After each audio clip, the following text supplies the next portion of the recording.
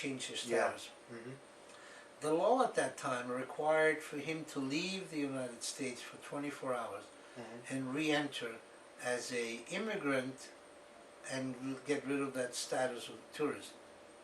He had a choice to go Canada or to go to Mexico, and I really don't remember why he chose Mexico, but he did.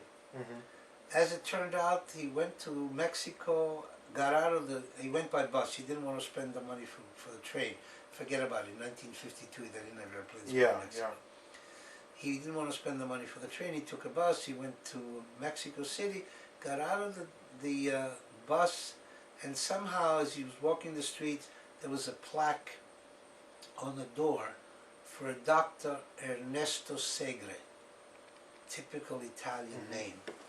He knocked on the door, met Ernesto Segre, turned out to be an Italian Jew who had emigrated to Mexico, even though very wealthy in his own right, who embraced him, literally, made him a brother. And from that day on, Dad said Mexico is the land of the future. He wrote to Mother and he said, I don't want to come back unless you think that you can come to Mexico. So he came back to the United States to get this entry visa, although he really didn't care. My mother tried in every which way. He didn't want to stay in the States.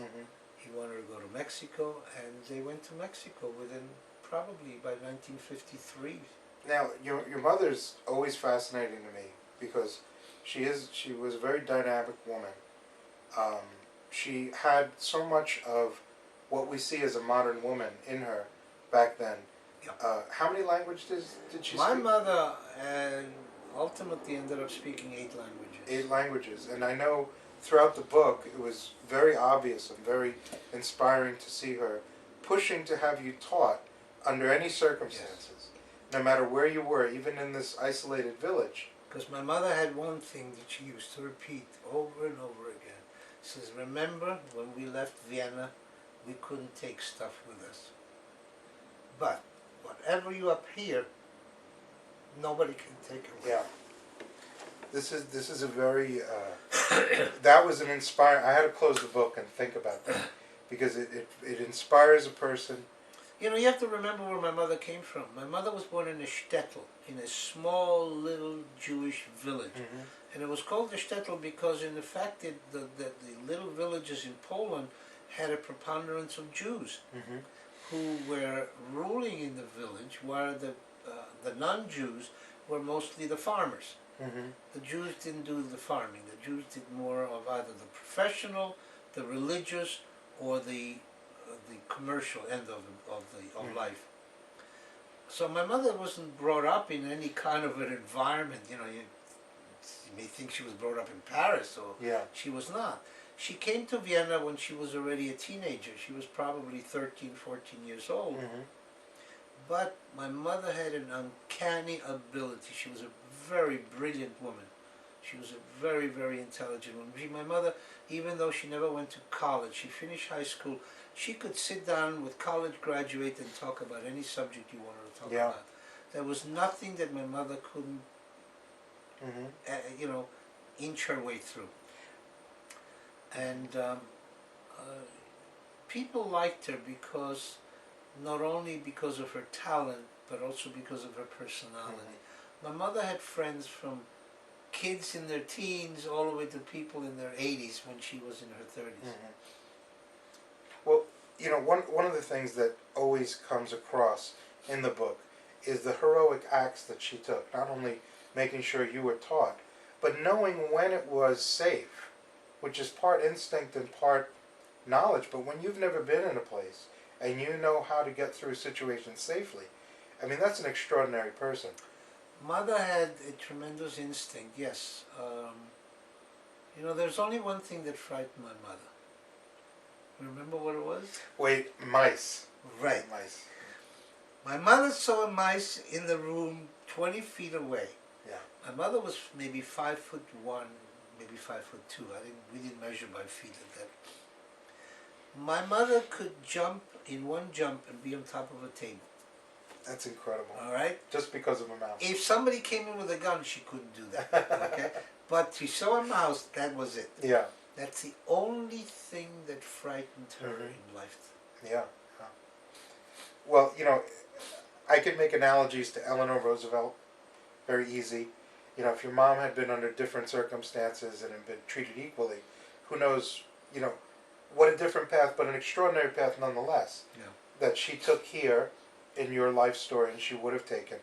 And it was really very nice to be introduced to her that way. One of the things in the book that is talked about is when she successfully worked with everyone to get you and her safely to the Montevergine nearby. And I had been struck by the fact that when you all came back safely to the village after the Allies had liberated it, and then you were told you can go, you're no longer confined here, and you were leaving. In the book, you said you end the chapter by saying, "Free from fear at last." Now, it's a moving thing, and it's describing the human condition all over the world, in every corner of the world. When people feel free from fear at last, I think being free at last is one thing. Being free from fear at last is almost another concept completely, although they're related. But go Well, ahead. because of the fact that the last year or so in the village, when we were surrounded by German soldiers, though we did not know anything about concentration camp, never even heard the word, my mother had an instinctive feeling that we were no friends to the Germans, Yes. and vice versa. I know she realized perhaps that the soldiers who were in the village were not the SS, they were German soldiers, and to her that was sufficient to inculcate fear into her Yes. everyday life. So in the last year that we were there, especially when we found out that one German officer had gone to the city hall to ask if there were any Jews registered in town, that was Sure. enough to get anybody scared to death. Yes. My mother did have a tremendous instinct, an unbelievable instinct. Just to think that she fell in love with my stepdad. There were 3 or 4 other single men that if she had wanted to fall in love with anybody, she could have easily. Yes. It so happened that she didn't pick, it so happened it was a coincidence. Mm-hmm. And she could have just befriended him. Sure. But she was a lucky woman. Well, the other part of that chapter and that whole situation, you have the German soldiers occupying the town, and there was that constant fear. Didn't know any minute. Days must have dragged by like months, not knowing what could happen Sure. next. It's certainly a horrible thing. Then once you fled, and the Germans, once you fled and you were in Montevergine, the Allies came to you in a jeep Right. and indicated that they were winning. The Germans were fleeing and had fled Ospedaleto. I don't mean this as a challenge. I guess what I'm trying to figure out the psychology of what happened in a way so that we don't repeat it, but to understand at that moment, everyone was happy, obviously, but the words "free from fear at last" didn't hit you then. You put it at the end when you had actually physically left Ospedaleto, and I'm wondering, Well, was that intentional or just... no, I guess that came out when I wrote the book more than anything else. When we were in Ospedaleto, even though we were free, the surroundings were still the same. Yeah. So that the life really hadn't changed in any Right. way. We didn't have to report to the police station. Well, big deal. Mm-hmm. The Germans wasn't around. Okay, big deal. But we were still in the same apartment, still Yeah. without running water, Yeah. and still having the same problems that we had all along.